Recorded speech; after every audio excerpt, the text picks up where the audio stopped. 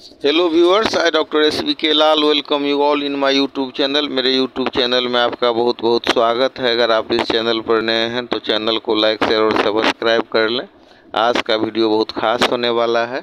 आज हम चर्चा कर रहे हैं एयरबीएनबी की, और हम देखेंगे कि इसके जो संस्थापक थे उनको अपना मकान किराया देने के लिए पैसा नहीं था। एक समय ऐसा आया, घटना है साल 2007 की।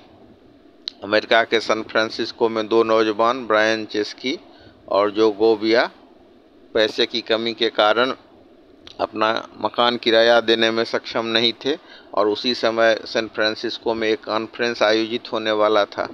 तो दोनों भाइयों ने सोचा कि हम कैसे किराया दें, और उन्हें जब ये मालूम हुआ कि यहाँ पर एक कॉन्फ्रेंस होने वाला है और कॉन्फ्रेंस में कई मेहमान आएंगे, तो उनके दिमाग में एक आइडिया आई कि अगर मतलब वो मेहमान को अपने घर पर रुकवा सकते हैं, इसमें जो लोग आएंगे तो उसके बदले उनकी थोड़ी सी कमाई भी हो जाएगी। तो उन्होंने एक विज्ञापन दिया। विज्ञापन का नाम दिया एयर बेड एंड ब्रेकफास्ट। तो एक एयर मैट्रेस के साथ रुकने का ऑफर देते हुए विज्ञापन दिया गया था, और इस विज्ञापन का सकारात्मक नतीजा निकला और उससे उनकी शुरुआत हुई। तो इस तरह से महज 16 साल पहले 2008 में इस कंपनी की शुरुआत हुई। संस्थापकों ने होटल इंडस्ट्री में मांग और आपूर्ति के अंतर को महसूस किया और विस्तार किया। तो एयरबीएनबी होटल की तर्ज पर एक रात से 28 दिन तक रुकने की इजाज़त देता है। और आप देखेंगे कि भारत में एयरबीएनबी ने प्रमोशनल एक्टिविटी के तहत एक दिन के लिए शाहरुख खान का दिल्ली स्थित बंगला एयरबीएनबी लिस्ट पर लिया था। इसी साल जाह्नवी कपूर, युवराज सिंह, वाईचंग भूटिया की प्रॉपर्टी भी इस लिस्ट पर थी। तो ये जो बंगला या फ्लैट या मतलब जो रिहायशी इलाका में अगर आपके पास सरप्लस रूम है या कमरा है या बंगला है, तो आप उसको एयरबीएनबी के साथ कॉन्ट्रैक्ट कर सकते हैं। और एयरबीएनबी क्या करती है कि दुनिया भर से जो लोग आते हैं टहलने के लिए, जो टूरिस्ट हैं, उनको ये सुविधा उपलब्ध कराती है। तो कितना मज़ेदार बात है। तो कि मतलब एक आइडिया के बल पर, या मतलब जो अपने ऐसी मजबूरी की हालत थी जिसमें ये दोनों जो ब्रदर थे ब्रायन चेस्की और जो गोरबिया, वो जब किराए देने की स्थिति में नहीं थे, तो उन्होंने आइडिया से काम लिया, और आइडिया ऐसा काम कर गया जो आज हम देख सकते हैं कि 2008 में जिस कंपनी की स्थापना हुई, आज उसका टर्नओवर 7.93 लाख करोड़, लगभग हम 8 लाख करोड़ उसको मान सकते हैं। तो अगर हम कंपनी की बात करें तो इसका नाम है होमस्टे मार्केट प्लेस कंपनी। और अगर हम भारत में बात करें तो भारत में साल 2022 में इसने गोवा में 850 करोड़ रुपए का निवेश किया, और अकेले 2022-23 में 11,500 से ज़्यादा नौकरियां सृजित की।